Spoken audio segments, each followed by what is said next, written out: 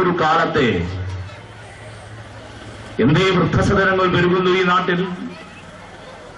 സ്വന്തം അമ്മയോട് അച്ഛനോട് പോലും കടപ്പാടില്ലാത്ത ഒരു യുവതലമുറ വളർന്നു വരുന്ന ഒരു നാട്ടിൽ ഇതാണ് ഡിവൈഎഫ്ഐ. ഇത്രമേൽ സാമൂഹ്യ പ്രതിബദ്ധതയാർന്ന ഒരു പ്രവർത്തനം ഏറ്റെടുക്കും. നന്മകൾക്ക് നിറം കെടുന്നൊരു കാലമെന്നുണ്ണി, തിന്മകൾക്ക് നിറച്ചു വർണ്ണ ചന്ദ്രനെന്നുണ്ണി എന്ന് എഴുതി വെച്ചത് മലയാളത്തിന്റെ പ്രിയങ്കരനായ കവി ശ്രീ മുരുകൻ കട്ടക്കടയാണ് തന്റെ നെല്ലിക്കൈ എന്ന കവിതയിൽ. നന്മകളുടെ നിറം കെട്ടുകൊണ്ടിരിക്കുന്ന ഒരു കാലം, തിന്മകൾക്ക് നിറച്ചു വർണ്ണ ചന്ദ്രനെഴുന്ന ഒരു കാലം. ആ കാലത്താണ് ഡിവൈഎഫ്ഐ നിറം കെട്ടുപോകുന്ന യൗവനത്തെ നിറമുള്ള വസന്തലോകത്തേക്ക് വിളിച്ചു കൊണ്ടുപോകുന്നത്. ഞാൻ ഈ വേദിയിൽ നിൽക്കുമ്പോൾ അഭിമാനത്തിന്റെ നെറുകയിലാണ് ഞാൻ ഉൾപ്പെടെയുള്ള കേരളത്തിലെ ഡിവൈഎഫ്ഐക്കാരൻ. എന്തെന്നറിയുമോ? പോരാട്ടത്തിന്റെ നാട്, പോരാളികളുടെ നാട്, സാമ്രാജ്യത്വത്തിനെതിരെ പടപൊരുതി ആയിരങ്ങൾ മരിച്ചു വീണ നാട്, പുന്നപ്രയുടെയും വയലാറിന്റെയും രക്തരൂക്ഷിതമായ ചരിത്രഗാഥ രചിച്ച മണ്ണും. ആ പുന്നപ്രയുടെയും വയലാറിന്റെയും മണ്ണ് ആലപ്പുഴയിൽ വെച്ച് ഡിവൈഎഫ്ഐയുടെ 12ാമത് സംസ്ഥാന സമ്മേളനം കഴിഞ്ഞ ദിവസം അവസാനിച്ചു. ഈ സദസ്സിലുള്ള സഖാവ് ശിവപ്രസാദും സുന്ദറും ഉൾപ്പെടെയുള്ളവർ ഞങ്ങളെല്ലാം ആ സമ്മേളനത്തിൽ പ്രതിനിധികളായിരുന്നു. ഞങ്ങൾ അഭിമാനപൂർവ്വം പറയട്ടെ, അങ്ങ് കാസർഗോഡിനും തിരുവനന്തപുരത്തിനും ഇടയിലെ ഡിവൈഎഫ്ഐയിലെ മെമ്പർഷിപ്പിനെ പ്രതിനിധീകരിച്ച സമ്മേളനത്തിൽ പങ്കെടുത്ത 689 സഖാക്കൾ മുഖ്യധാരാ മാധ്യമങ്ങൾ കണ്ടിട്ടും കണ്ണടച്ചു കുറഞ്ഞ ഒരു തിളക്കമേറിയ വാർത്ത. മാധ്യമങ്ങൾ എവിടെയാണോ കണ്ണടച്ചത്, ഇതാ അവിടം ഞങ്ങൾ ആ ചെപ്പ് തുറന്നു കാട്ടുന്നു ഈ നാടിനെ. നിങ്ങൾ അറിയുമോ, 689 പ്രതിനിധികൾ ആ സമ്മേളനം കഴിയുമ്പോൾ ഒരു ചരിത്രപരമായ പ്രമേയത്തിന് ഐകകണ്ഠേയമായ അംഗീകാരം കൊടുത്താണ് ഞങ്ങൾ പിരിഞ്ഞത്. ഒരുപക്ഷേ ഇന്ത്യയിലെന്നല്ല, ഈ ലോകത്തൊരു യുവജന പ്രസ്ഥാനത്തിനും സ്വപ്നം കാണാൻ പോലും കഴിയാത്ത കാര്യം എന്തെന്നറിയുമോ?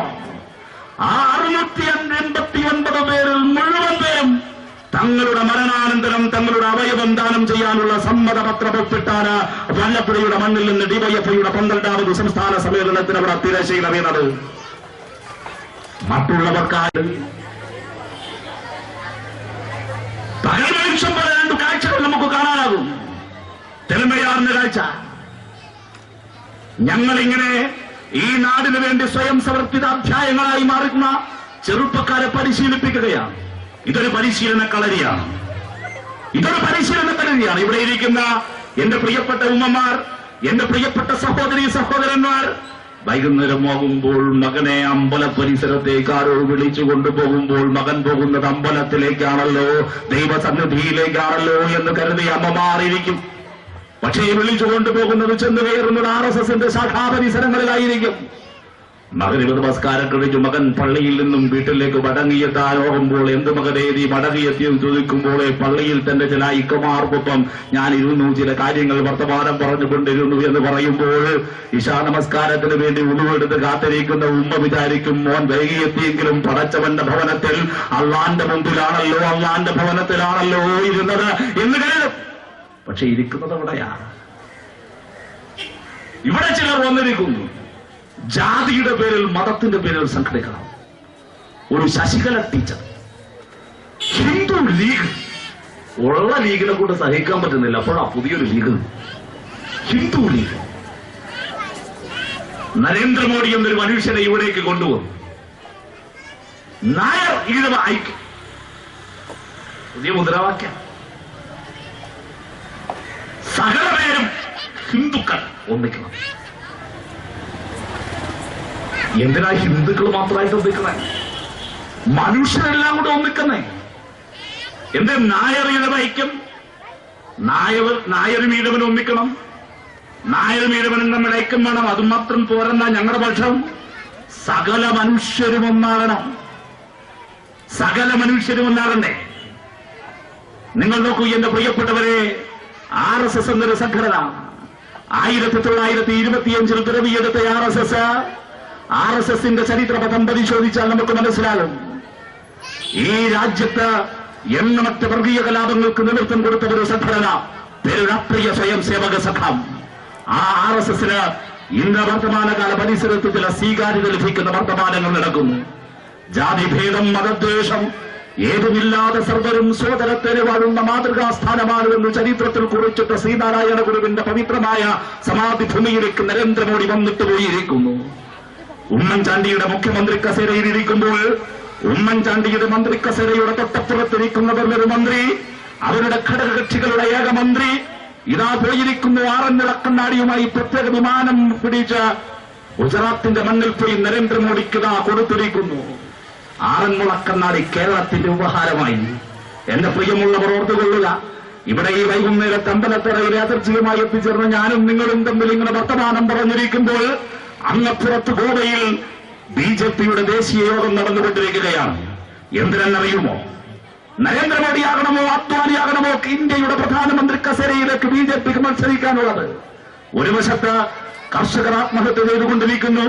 കോൺഗ്രസ് പിന്തുടർന്നു വരുന്ന നവനിർമ്മാണ സാമ്പത്തിക നയങ്ങളുടെ ഭാഗമായി ജനങ്ങളാകെ പട്ടിണിയിലേക്ക് വലിച്ചെറിയപ്പെട്ടുകൊണ്ടിരിക്കുമ്പോൾ വരാൻ പോകുന്ന ലോക്സഭാ തെരഞ്ഞെടുപ്പിൽ ലോകത്തിലെ ഏറ്റവും വലിയ മതേതര ജനാധിപത്യ റിപ്പബ്ലിക് ആ ഭാരതത്തിന്റെ ഛത്രപതി സ്ഥാനത്തെ ആരെയാണ് അലങ്കരിക്കുന്നതെന്ന് ഇതാ ഇവിടെ അന്വേഷണം നടന്നുകൊണ്ടിരിക്കുന്നു. ഭാരതീയ ജനതാ പാർട്ടി ഇതാ അന്വേഷിച്ചുകൊണ്ടിരിക്കുന്നു. നരേന്ദ്രമോദിക്ക് വേണ്ടി ഇവിടെ മുദ്രാവാക്യം മുഴങ്ങുന്നു. ആരാണ് നരേന്ദ്രമോദി?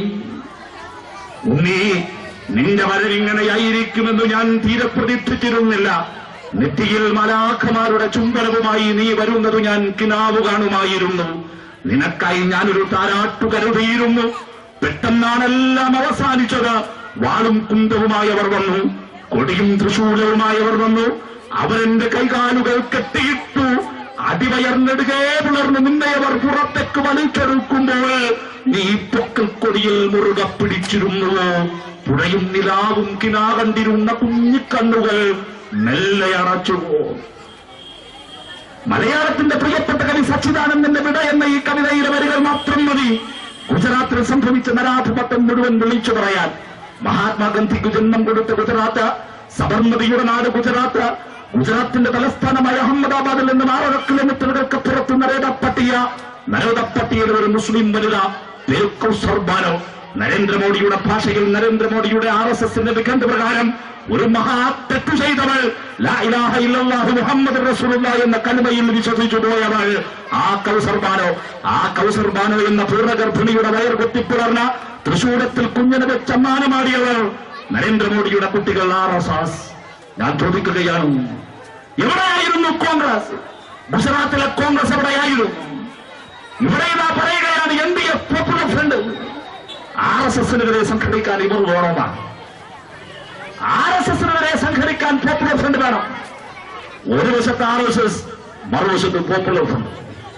പോപ്പുലർ ഫ്രണ്ട് എന്ന് പറഞ്ഞാൽ വലിയ ആൾക്കാരാണ്.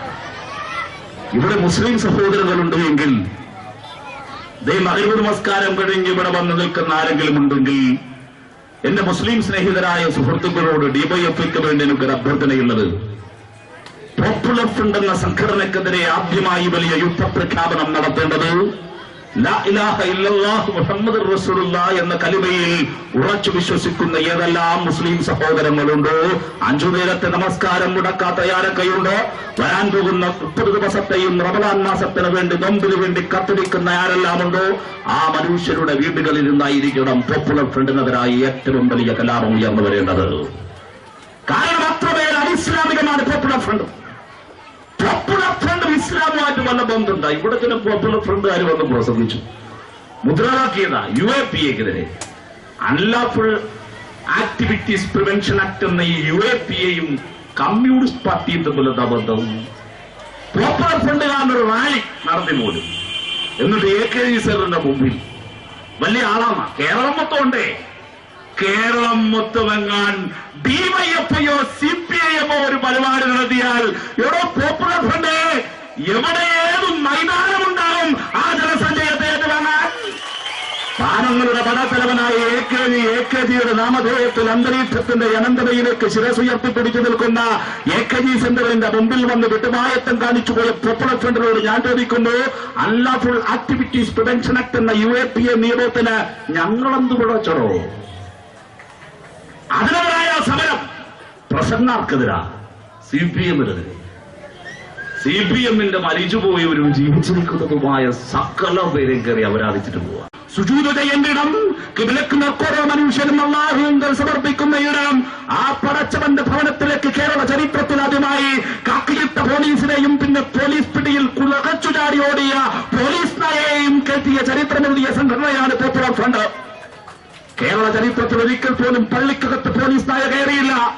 പോപ്പുലർ ഫ്രണ്ട് എന്ന സംഘടന കേരളത്തിൽ ഉണ്ടാകും വരെ കണ്ണൂരിലെ എടക്കാട് ഒരു കലാപത്തെക്കുറിച്ച് അന്വേഷിച്ച കേരള പോലീസിന്റെ പോലീസ് നായ മനം പിടിച്ചിട്ടോടുക, ഓടിച്ചെന്ന് കയറിയത് അള്ളാന്റെ ഭവനത്തിൽ. എവിടെ?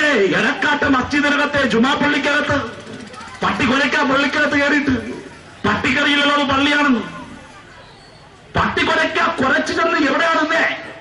സന്തൂക്ക് പെട്ടിയുടെ അടുത്ത്. പോലീസുകാര് സന്തൂക്ക് പെട്ടി തുറന്നു നോക്കിയപ്പോഴേ ചോര പുരണ്ട വാള്. എവിടെ? എടക്കാട് പള്ളിയിൽ. കേരള ചരിത്രത്തിൽ പോലീസിനെ പള്ളിക്കകത്ത് കയറ്റിയ ചരിത്രമെഴുതിയ സംഘടനയുടെ പേരാണ് പോപ്പുലർ ഫ്രണ്ട്. മറുപടി പറയാമല്ലോ, നാളെ മയക്കട്ട് വെക്കണോ പൈസ കൊടുത്തേക്കാം. ആ പോപ്പുലർ ഫ്രണ്ട് കേരളത്തിലെ മുസ്ലിം അവരൊരു ഈ UAPA കാര്യവുമായി ബന്ധപ്പെട്ട് അവര് ഒരു ജാഥ നടത്തി. കേരളത്തിലാകെയുള്ള അവരുടെ ജാഥയിൽ അവരവതരിപ്പിച്ചൊരു കലാജാഥ ഉണ്ടായി. ആ കലാജാഥയുടെ പേര് തന്നെ മൈ നെയിം ഈസ് ഖാൻ എന്നായിരുന്നു. ഏതാ സിനിമ കണ്ടിട്ടുണ്ടാകും. സംശയത്തിന്റെ നിഴലിൽ മലയാളികളായ മുസ്ലിങ്ങൾ അങ്ങനെ പെട്ടു. രാജ്യസ്നേഹമുള്ള കേരള മുസ്ലിങ്ങൾ, ഈ രാജ്യത്തിനു വേണ്ടി ജീവൻ പകർത്തു കൊടുത്ത മുസ്ലിങ്ങളുടെ മഹാന്മാരുടെ പാരമ്പര്യമുള്ള ഒരു മതം. ആ മതം എങ്ങനെ സംശയത്തിന് നിഴലിലായി? എങ്ങനെ നിഴലിലായി? അതിന്റെ ഉത്തരമാണ് 1993 ഒരു അപശബ്ദ ദിനത്തിൽ ഈ കേരളത്തിൽ പിറവിയെടുത്ത NDF എന്ന സംഘടന, പിന്നെ ഇപ്പോൾ സുഡാപ്പിയും പിന്നെ പോപ്പുലർ ഫ്രണ്ടുമൊക്കെയായി ഇരിക്കുന്ന ഈ സാധനം. കേരളത്തിലെ എത്ര മുസ്ലിം കുടുംബങ്ങൾ അനാഥമാക്കി ഈ സംഘടന. എന്തിനു വേണ്ടിയായിരുന്നു? RSSനെ എതിർക്കാനാണോ? ചില വാർഡുകളിൽ വരുന്നു. BJP എതിർക്കാൻ ഒരു വേണമെന്നാണല്ലോ പറയാ. എവരുടെ ആവശ്യം എന്തിനാ? ഈ പോപ്പുലർ ഫ്രണ്ടുകാരൻ ജന്മമെടുത്തത് 1993 അവന്റെ പാർട്ടി. അതിനും 2 വർഷം മുമ്പ് 1993. ഇനി ഞാനൊരു പുസ്തകം പറയാം. ഇവിടെ ഏതെങ്കിലും മുസ്ലിം ലീഗുകാരൻ കൂട്ടി കേട്ടുകൊണ്ടിരിക്കുന്നെങ്കിൽ ഇനിയുള്ളത് അവർക്ക് കൂടി വേണ്ടിയിട്ടാണ്. ചെന്ന് വായിക്കണം ഒരു പുസ്തകം. പുസ്തകത്തിന്റെ പേര് KG മാരാർ രാഷ്ട്രീയത്തിലെ സ്നേഹസാഗരം. കിട്ടാതെ വന്നാൽ എന്നെ സമീപിച്ചാൽ ഞാൻ തന്നേക്കാം പുസ്തകം. ആ പുസ്തകത്തിൽ ഒരു അധ്യായം മാത്രം വായിച്ചാൽ മതി, കൂടുതൽ വായിച്ചു മെനക്കെടേണ്ടതില്ല. അധ്യായത്തിന്റെ പേര് പാളിപ്പോയ പരീക്ഷണം. എന്തെന്നറിയോ? KG മാരാരുടെ ജീവചരിത്ര പുസ്തകമാണത്. ആ പുസ്തകത്തിലെ ഒരു അധ്യായം ശ്രദ്ധയോടുകൂടി കേൾക്കണം നിങ്ങൾ. അത് ആരംഭിക്കുന്നത് ഇങ്ങനെയാണ്. BJPയുടെ പഴയ അധ്യക്ഷൻ KG മാരാരുടെ ജീവചരിത്ര പുസ്തകം എങ്ങനെ എഴുതുന്നു? 1993 നിയമസഭാ തിരഞ്ഞെടുപ്പും ലോകസഭാ തിരഞ്ഞെടുപ്പും ഒരുമിച്ച് വന്ന സന്ദർഭത്തിൽ എങ്ങനെയും കേരളത്തിൽ അക്കൗണ്ട് തുറക്കണമെന്ന് ഞങ്ങൾ BJP നിശ്ചയിച്ചു. ഈ ഒറ്റയ്ക്ക് മത്സരിച്ചാൽ ഒരിക്കലും വിജയിക്കാനാകില്ലെന്ന നിശ്ചയം ഞങ്ങൾക്കുണ്ട്. അതുകൊണ്ട് ഏതെങ്കിലും മുന്നണിയുടെ ഭാഗമാകാൻ BJP തീരുമാനിച്ചു. LDFിലേക്ക് പോവുക സാധ്യമല്ലെന്ന് ഞങ്ങൾക്കറിയാം. കാരണം CPIM-ഉം ഞങ്ങളും തമ്മിൽ നല്ല യുദ്ധം നടന്നുകൊണ്ടിരിക്കുന്ന സമയമാണ് കണ്ണൂരിലും പ്രാന്തപ്രദേശങ്ങളിലും. അതുകൊണ്ട് ഞങ്ങൾ UDF-നൊപ്പം ബന്ധം സ്ഥാപിക്കാൻ തീരുമാനിച്ചു. അപ്പോഴും ഞങ്ങളാലെത്തിയ ഒരു പ്രശ്നമുണ്ടായിരുന്നു. ഇന്ത്യൻ യൂണിയൻ മുസ്ലിം ലീഗ് നിർണായക ശക്തിയായ UDF BJP അടുപ്പിക്കുമോ എന്നൊരു സംശയം. ഇതെന്റെ വാക്കുകളല്ല, നിങ്ങൾക്ക് ഇപ്പോഴും വായിക്കാവുന്ന KG മാരാർ രാഷ്ട്രീയത്തിലെ സ്നേഹസാഗരം എന്ന പുസ്തകത്തിലെ പാളിപ്പോയ പരീക്ഷണങ്ങൾ എന്ന അധ്യായമാണ് ഞാൻ നിങ്ങൾക്ക് മുമ്പിൽ വിവരിക്കുന്നത്. അദ്ദേഹം തുടരുകയാണ്. ഞങ്ങൾ 3 ഇടങ്ങളിൽ വെച്ച് 3 തവണ UDF-മായി ചർച്ച നടത്തി. ആ അനുഭവത്തിൽ നിന്നുകൊണ്ട് പറയട്ടെ, UDF-ൽ BJP-യുമായുള്ള ഈ ബാന്ധവത്തിൽ ഏറ്റവും നിസ്തുലമായ സഹായവും സഹകരണവും ലഭിച്ചത്, പിന്തുണ ലഭിച്ചത് ഇന്ത്യൻ യൂണിയൻ മുസ്ലിം ലീഗിൽ നിന്നായിരുന്നു. ചർച്ചകൾ വിജയകരമായി പൂർത്തീകരിച്ചു. ഒരുമിച്ച് മത്സരിക്കാൻ നമ്മൾ തീരുമാനിച്ചു. തിരുവനന്തപുരം ഈസ്റ്റിൽ K. രാമൻപിള്ള BJP-യുടെയും കോൺഗ്രസിന്റെയും ലീഗിന്റെയും പൊതുസമ്മതനായ സ്ഥാനാർത്ഥിയായി മത്സരിച്ചു. ഈ ജീവചരിത്രകാരൻ ഈ ജീവചരിത്രം ആരുടേതാണോ എഴുതിയത്? KG മാരാർ മഞ്ചേശ്വരത്ത് മത്സരിച്ചു. അഡ്വക്കേറ്റ് രത്നസിംഗ് വടകരയിൽ, ബേപ്പൂരിൽ മാധവൻകുട്ടി മത്സരിച്ചു. അങ്ങനെ കേരളത്തിൽ 1991 BJPയും കോൺഗ്രസും ഇന്ത്യയിലെ മുസൽമാന്റെ ഹോൾസെയിൽ ഡീലർഷിപ്പ് അവകാശപ്പെടുന്ന കുഞ്ഞാലിക്കുട്ടിയുടെ ലീഗും ഒരുമിച്ച് കൈകോർത്തു കോലിബി സഖ്യമെന്ന ചരിത്രത്തിൽ അഭിചുട്ട സഖ്യം. മരിച്ചുപോയവരെ തള്ളി പറയാൻ പാടില്ല, ദോഷകരമായൊന്നുമേ പറയാൻ പാടില്ല. പക്ഷേ യശസ്വീനായ മഹാനായ പാണക്കാട് മുഹമ്മദ് അലി ശിഹാബ് തങ്ങളുടെ മുമ്പിലുള്ള എല്ലാ ആദരവും പ്രകടിപ്പിച്ചുകൊണ്ട് ശിരസ് കുടിച്ചു പിടിച്ചുകൊണ്ടൊരു കാര്യം പറഞ്ഞുകൊള്ളട്ടെ അങ്ങയോട്. എന്തെന്നറിയുമോ? അന്നാ മഹാനായ പാണക്കാട് ശിഹാബ് തങ്ങളെ കൊണ്ടുപോയി ബേപ്പൂർ കടപ്പുറത്ത് പ്രസംഗിക്കാൻ മാധവൻകുട്ടി മത്സരിക്കുന്ന BJP സ്ഥാനാർത്ഥിയായ മാധവൻകുട്ടി മത്സരിക്കുന്ന ബേപ്പൂരിൽ ഏതാണ് ബേപ്പൂർ എന്ന് പോപ്പുലർ ഫ്രണ്ടുകാരൻ ഓർമ്മയുണ്ടാകും, ഏതാണ് ബേപ്പൂർ എന്ന് ലീഗുകാരൻ ഓർമ്മയുണ്ടാകും. മാറാട് കടപ്പുറം ഉൾപ്പെടുന്ന മണ്ഡലമാണ് ബേപ്പൂർ മണ്ഡലം എന്ന് പറഞ്ഞു പോകരുത്.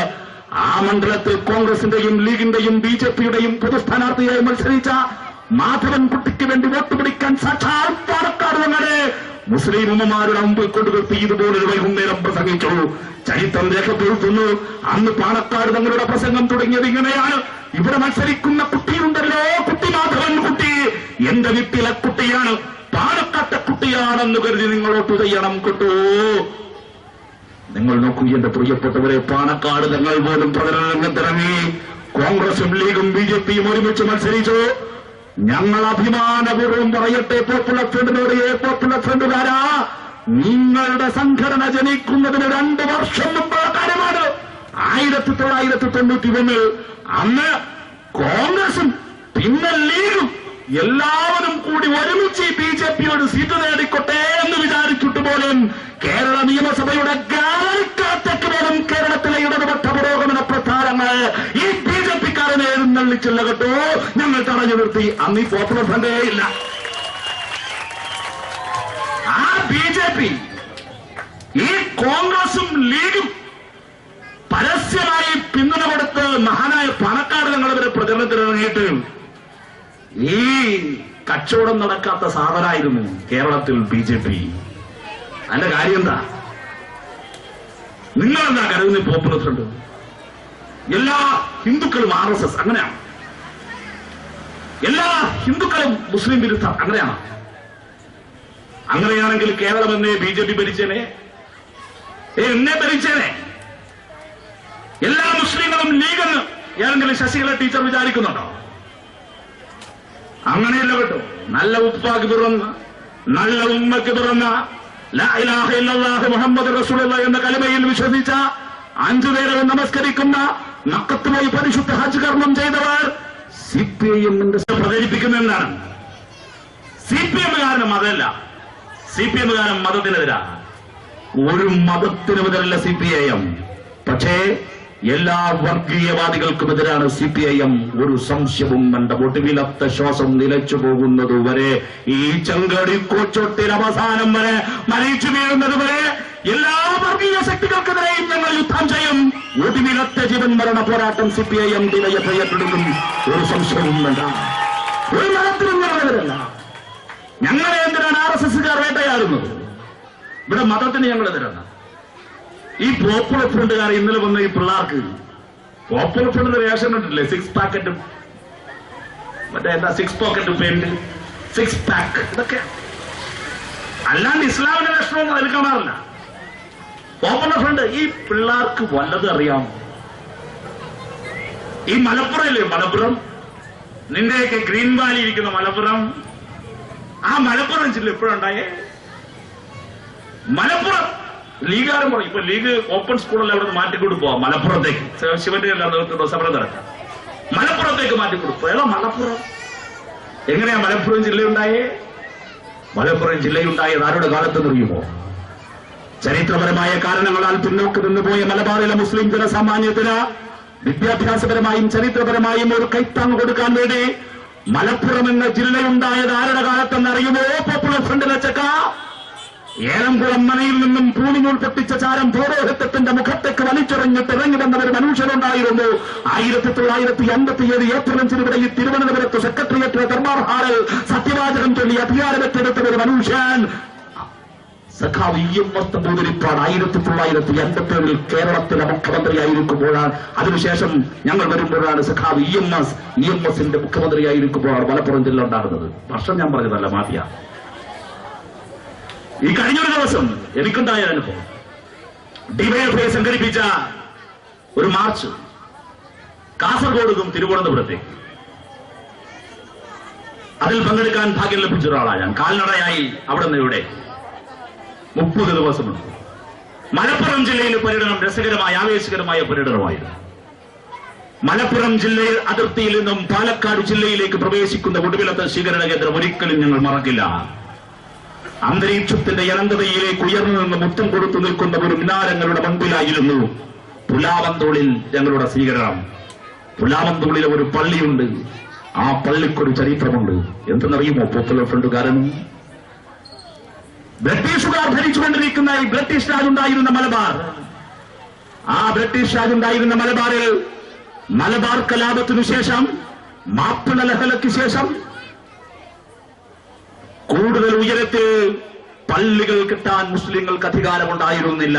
കേരളത്തിന്റെ ചരിത്രമാണ്, മറന്നു പോകരുത്. പള്ളി പുതുക്കപ്പെടാൻ അധികാരമില്ല, പള്ളി ഉയരത്തേക്ക് കെട്ടാൻ അധികാരമില്ല.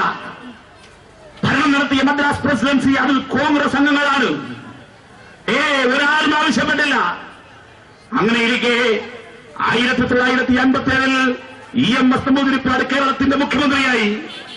ഒരു നാൾ തന്റെ നാട്ടിലെ കേലംകുളം മനയിലേക്ക് ചെന്നുകയറിയ സഖാവിനെ കാത്ത് പുലാമന്തോൾ പള്ളിയിലെ പള്ളിക്കമ്മറ്റിക്കാരും ഉസ്താദും വന്നിരിക്കുന്നു.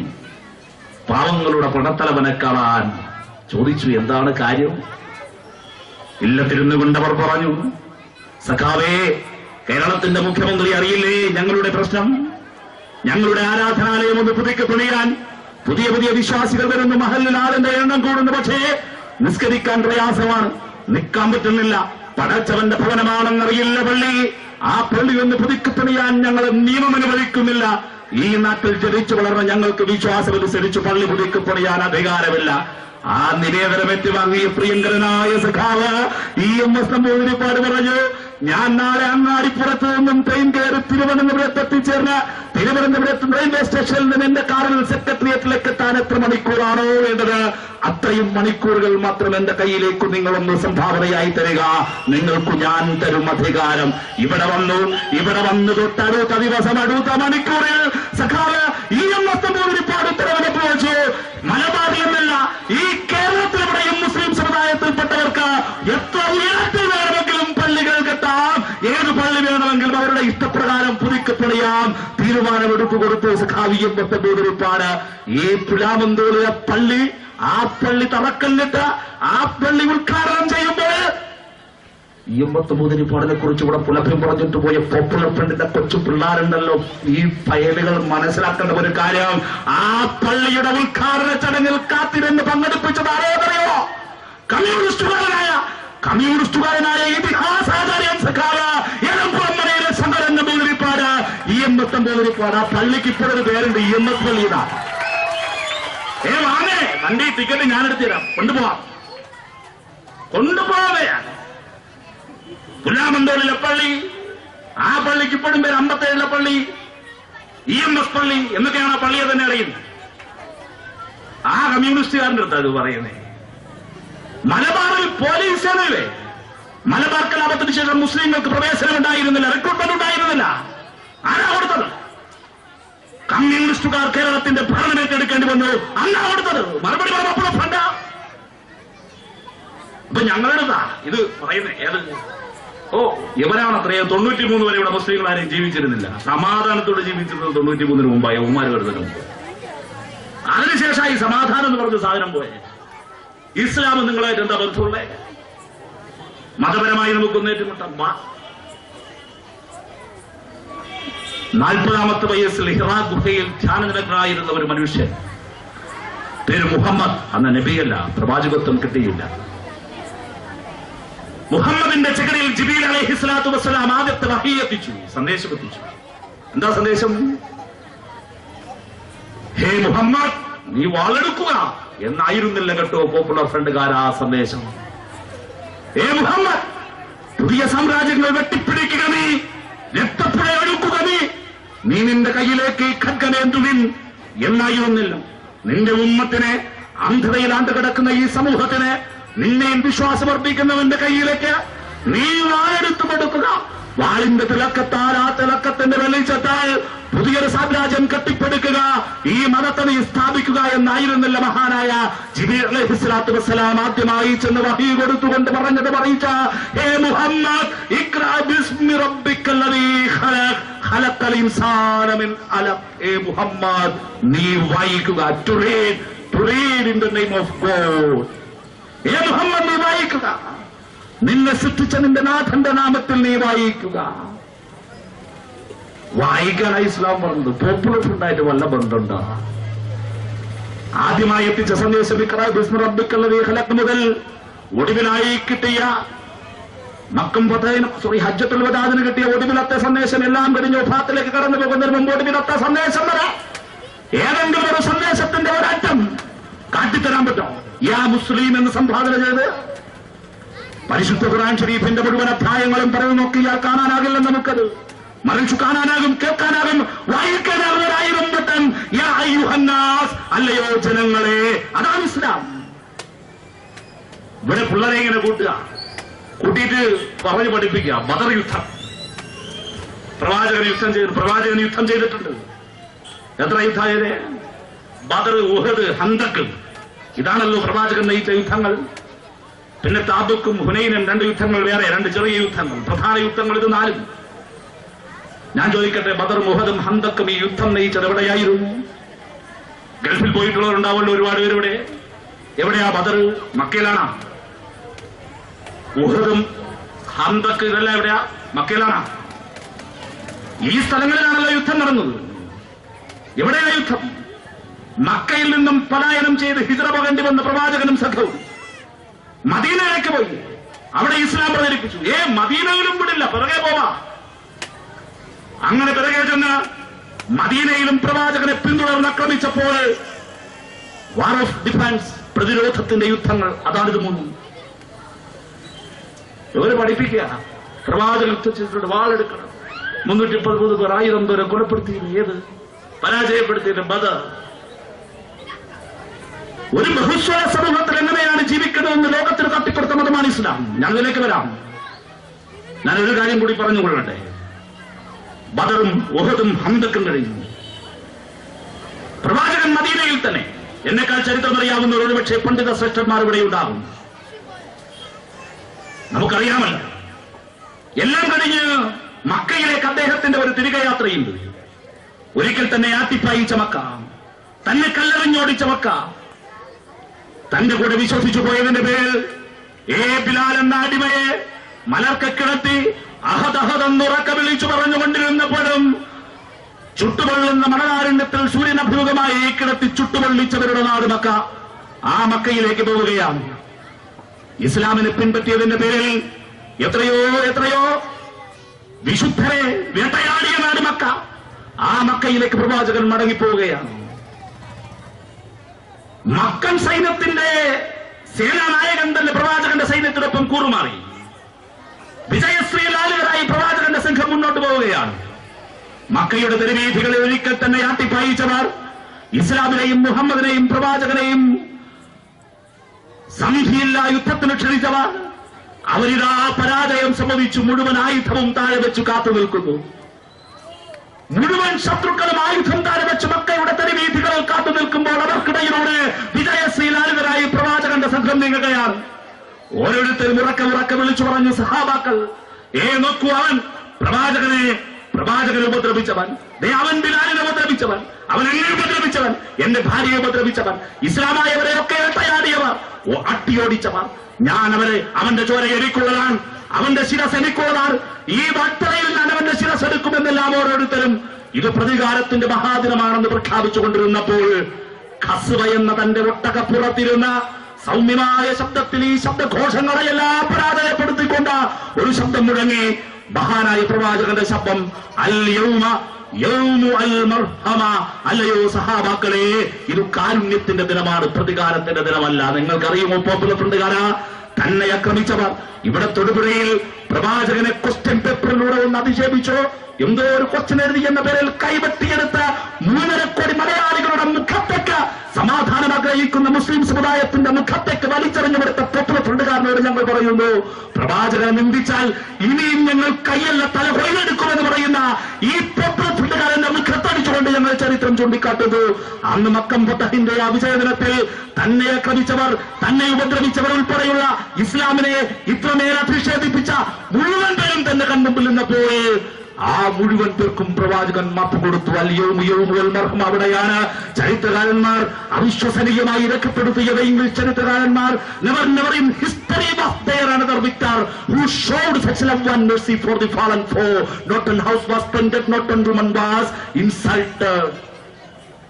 ചരിത്രത്തിൽ ഇതുപോലെ ഒരു യുദ്ധ വിജയിയും ദയാവായ്പോടുകൂടി ശത്രുക്കളുടെ മുമ്പിൽ പെരുമാറിയിട്ടില്ല. ഇംഗ്ലീഷ് ചരിത്ര വിദ്യാർത്ഥികൾ ഇപ്പോഴും പഠിക്കുന്നത് നോക്കൂ, തന്നെ ഇത്രമേൽ ആക്രമിച്ച, തന്റെ പ്രസ്ഥാനത്തെ ആക്രമിച്ച, തന്റെ വിശുദ്ധമായ മതത്തെ ആക്രമിച്ചവർ അവർക്ക് പോലും മാപ്പ് കൊടുത്തു. ഒരു വീട് പോലും ആക്രമിച്ചില്ല. Not one house was plundered, not one women was insulted. ദോഷകരമായ നോട്ടം കൊണ്ടുപോലും ശത്രുരാജ്യത്തെ ഒരു ആ സൈന്യത്തിലെ സൈനിക വ്യൂഹത്തിന്റെ മറപിടിച്ചു നിന്ന് ഒരു പെൺകുടിയെയും ആക്രമിച്ചില്ല. നോട്ടം കൊണ്ടുപോലും ഉപദ്രവിച്ചില്ല. അതാണ് ഇസ്ലാം. ഇവിടെ പോപ്പുലർ ഫ്രണ്ട് പിള്ളേരുടെ കയ്യിൽ കൊടുക്കാം വെട്ടോത്തിയും വടിവാൾ, പോയി വെട്ടണ, സ്വർഗം കിട്ടും. അപ്പൊ ഈ 93 ജനിച്ചവർക്കും മരിച്ചവർക്കും ഒന്നും പടച്ചോനെ സ്വർഗം കിട്ടില്ലേ? ഇവരെ കൂടെ പോയാലേ സ്വർഗം കിട്ടുള്ളൂ എന്ന് പറഞ്ഞാല്, അപ്പൊ 93 ജനിച്ചവരും മരിച്ചവർക്കൊന്നും സ്വർഗം കിട്ടില്ല. സന്ദർഭം എന്റെ പ്രിയപ്പെട്ടവരെ, ഒരു ബഹുസ്വര സമൂഹത്തിൽ എങ്ങനെയാണ് ജീവിക്കേണ്ടതെന്ന് ചരിത്രത്തിൽ കാട്ടിക്കൊടുത്തു മഹാനായ പ്രവാചകൻ. മറന്നു പോകരുത്. മക്കയിൽ നിന്നും മദീനയിലേക്ക് പലായനം ചെയ്ത, മദീനയിലേക്ക് എത്തിച്ചേർന്നപ്പോൾ മദീനയിൽ വിവിധ വിശ്വാസികൾ ഉണ്ടായിരുന്നു. വിവിധ ഗ്രന്ഥങ്ങളിൽ വിശ്വസിച്ചിരുന്നവർ, വിവിധ മതങ്ങളിൽ വിശ്വസിച്ചിരുന്നവർ, വിവിധ ആചാരങ്ങളും അനുഷ്ഠാനങ്ങളും പിൻപറ്റിയവർ. അവരുടെ ഇടയിലായിരുന്നു പ്രവാചകൻ ഇസ്ലാം സ്ഥാപിച്ചത്. അവർക്കിടയിലായിരുന്നു പ്രവാചകൻ. അവിടെ വെച്ചാണ് മഹാനായ പ്രവാചകൻ അസന്നിഗ്ധമായി പറഞ്ഞത്, ഇവിടെയുള്ള ഏതെങ്കിലും ഒരു മുസ്ലിം സഹോദരന് നേർക്ക് നിന്റെ കൈകൾ നീണ്ടിയാൽ നിശ്ചയം നീ ഓർത്തുകൊള്ളുക, എന്റെ നേർക്കാട് നീ കൈവിട്ടിരുന്ന്. എന്റെ നേർക്കാട് നീ കൈവിട്ടിരുന്നാൽ പടച്ച തമ്പുരാന്റെ നേർക്കാട് നിന്റെ കൈകൾ ഉയർന്നതെന്ന ഓർമ്മ നിനക്കുണ്ടാകണം, നിനക്കതിൽ മാപ്പുണ്ടാകില്ലെന്ന് പറഞ്ഞത് മഹാനായ പ്രവാചകൻ മദീനയിൽ വെച്ചായിരുന്നു. മദീന അദ്ദേഹത്തെ ഏറ്റുവാങ്ങി. മദീനയിൽ വെച്ച് പ്രവാചകന്റെ കാർമ്മികത്വത്തിലുണ്ടായ ഒരു ഭരണഘടനയുണ്ട്. എങ്ങനെയാണ് വിവിധ മതങ്ങൾ, വിവിധ സംസ്കാരങ്ങളുള്ള ഒരിടത്ത് എങ്ങനെയാണ് ഇസ്ലാം പ്രവർത്തിക്കേണ്ടതെന്നും എങ്ങനെയാണ് ഒരു ഭരണം നടത്തേണ്ടത് എന്നും മതേതര കാഴ്ചപ്പാടോടുകൂടി ഒരു ബഹുസ്വര സമൂഹത്തിൽ ഒരു ഭരണഘടനയുണ്ടാക്കിയത് ചരിത്രത്തിൽ ആദ്യമായി പ്രവാചകനായിരുന്നു. അതാണ് ഇസ്ലാമിന്റെ പൈതൃകം. ആ പൈതൃകത്തിന് കഠാരമുനയിൽ ചോരകിനിഞ്ഞു വിട്ടുകയാണ് പോപ്പുലർ ഫ്രണ്ട് ചെയ്തുകൊണ്ടിരിക്കുന്നത്. അതുകൊണ്ട് ഈ നാടിന്റെ മതേതരത്വത്തെ ഇഷ്ടപ്പെടുന്നവർ RSSനും പോപ്പുലർ ഫ്രണ്ടിനുമെതിരെ ശക്തമായ മുദ്രാവാക്യം ഉയർത്തിക്കൊണ്ടുവരണം. ഇവിടെ പോപ്പുലർ ഫ്രണ്ടും RSSും നമുക്ക് ഭീഷണിയായി നിൽക്കുന്നു, ഈ നാടിന് ഭീഷണിയായി നിൽക്കുന്നു. അമ്പലത്തറയിൽ ഒരു കോൺഗ്രസിന്റെ യോഗം നടന്നെങ്കിൽ ഒരു കോൺഗ്രസുകാരനും ഈ പോപ്പുലർ ഫ്രണ്ടിനെതിരെ ഇത്രയും പറയില്ല കേട്ടോ, പറയില്ല.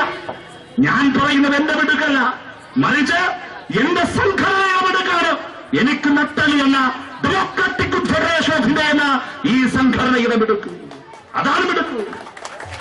എത്രയേറെ നിങ്ങൾ കൊന്നുതള്ളി, എന്നിട്ടുമെന്റെ നിങ്ങൾക്കെതിരെ അനമുറിയാത്ത ആവേശമായി, അനമുറിയാത്ത ചലനമായി ഈ പ്രസ്ഥാനം ഇന്നും കത്തിച്ചൊലിക്കുന്നു. AKG സെന്ററിന് മുമ്പിൽ വന്ന് 2 കോക്കോ വിളിച്ചു പോയാൽ ഈ പ്രസ്ഥാനം ഒന്ന് വെച്ചു പോകുമോ? അങ്ങനെയെങ്കിൽ വർഷങ്ങൾക്ക് മുമ്പ് ഉപ്പയുടെ മുമ്പിലിട്ട്, ഉമ്മയുടെ മുമ്പിലിട്ട്, സ്വന്തം പത്നിയുടെ മുമ്പിലിട്ട്, സ്വന്തം വാർച്ചവിട്ട കൊച്ചു പൈതലിന്റെ മുമ്പിലിട്ട് അഞ്ചലിൽ തടിക്കാത്ത സഖാവ് അഷ്റഫ് എന്ന ചെറുപ്പക്കാരനെ CPIMന്റെ ലോക്കൽ കമ്മിറ്റി സെക്രട്ടറിക്ക് നിങ്ങൾ മരണം വിധിച്ചപ്പോൾ, വെട്ടുമുറുക്കിയപ്പോൾ ഈ സംഘടന തകർന്ന് തരിപ്പണമാകണ്ടായിരുന്നു പോപ്പുലർ ഫ്രണ്ടേ. എന്തേ തടിക്കാരെന്ന് പോപ്പുലർ ഫ്രണ്ട് ഇല്ലാതെയായി? എന്റെ അനശ്വരനായ അഷ്റഫ് ഞങ്ങൾക്ക് ആവേശമായി ജീവിക്കുന്നു. ആ ഓർമ്മ ഈ നാടിനുണ്ടാകണം. ഞങ്ങൾ കാവൽ നിൽക്കുന്നത് ഈ നാടിന്റെ മതേതരത്വത്തിനാണ്. ഞങ്ങൾ എന്തിന് RSSനെതിരെ യുദ്ധം ചെയ്യുന്നു? RSSകാരൻ ഈ കേരളത്തിൽ ഒരു മുസൽമാനെയും ആക്രമിക്കാതിരിക്കരുത് എന്നതുകൊണ്ട്. ഈ കേരളത്തിൽ ഒരു പള്ളിയും ആക്രമിക്കാൻ പാടില്ല RSS. അതിനാണ് ഞങ്ങൾ RSSനെതിരെ യുദ്ധം പ്രഖ്യാപിച്ചത്. അല്ലാതെ RSSനോടുള്ള മറ്റു ബുദ്ധിമുട്ടുള്ളത് കൊണ്ടല്ല. ഞങ്ങൾ എന്തിന് RSSനെതിരെ യുദ്ധം പ്രഖ്യാപിച്ചു? ഒറീസയുടെ മണ്ണിൽ ഗ്രഹാം സ്റ്റുവർട്ട് സ്റ്റെയിൻസ് എന്ന ക്രിസ്ത്യൻ പാതിരിയെയും മക്കൾ ഫിലിപ്പിനെയും തിമോത്തിയെയും ചുട്ടരിച്ചതുപോലെ, ബൈബിളുകൾ കത്തിച്ചതുപോലെ ഒറീസയിലെ പള്ളി, ആ പള്ളിക്കവാടങ്ങൾ തകർത്തെറിഞ്ഞതുപോലെ, തിരുസ്വരൂപങ്ങൾ കാട്ടിലേക്ക് വലിച്ചെറിഞ്ഞതുപോലെ ഈ കേരളത്തിലുള്ളിടത്തും RSSകാരന് ക്രൈസ്തവർക്കുള്ളിൽ അതിക്രമം കാണിക്കാൻ ഇടവരരുത്. അതുകൊണ്ട് ഞങ്ങൾ അവർക്കെതിരെ യുദ്ധം ചെയ്യുന്നു. പോപ്പുലർ ഫ്രണ്ടേ, നിനക്കെതിരെ ഞങ്ങൾ എന്തുകൊണ്ട് യുദ്ധം ചെയ്യുന്നു? നിന്റെ കൈകൊണ്ട് ജാതിയുടെ മതത്തിന്റെ പേരിൽ ഇവിടെ ഒരു മനുഷ്യനും പുതഞ്ഞു മരിക്കാൻ പാടില്ല. അതിനുവേണ്ടി ഞങ്ങൾ അഴിച്ചറിഞ്ഞു വരുന്നു.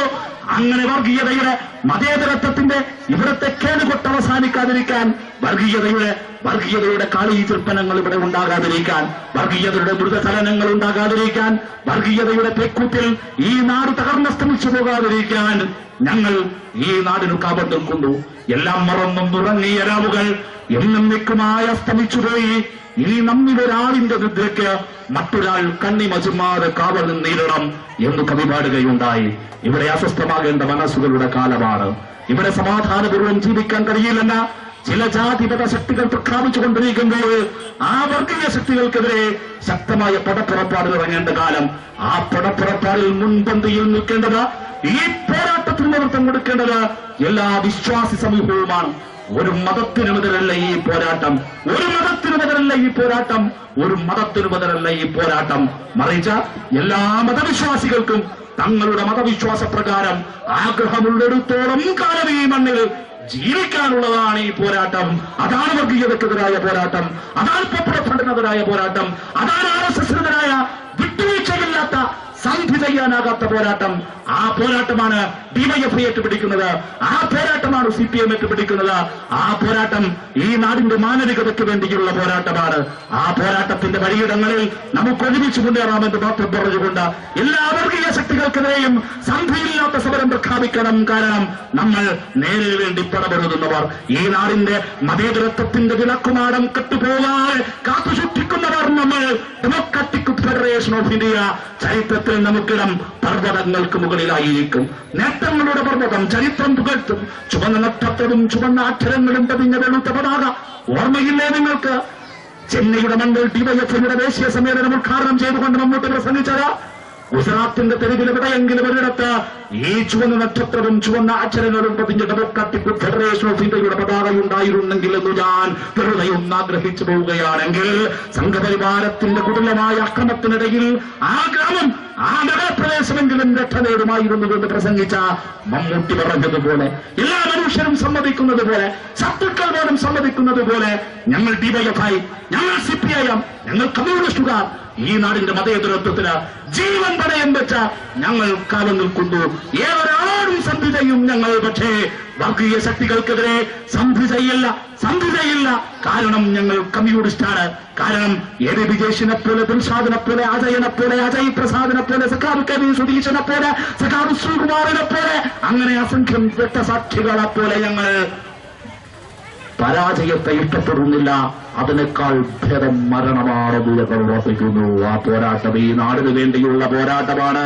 ആ പോരാട്ടത്തിന്റെ വഴിയിടങ്ങളിൽ എന്റെ പ്രിയപ്പെട്ടവരെ നമുക്ക് ഒരുമിച്ച് മുന്നേറാം.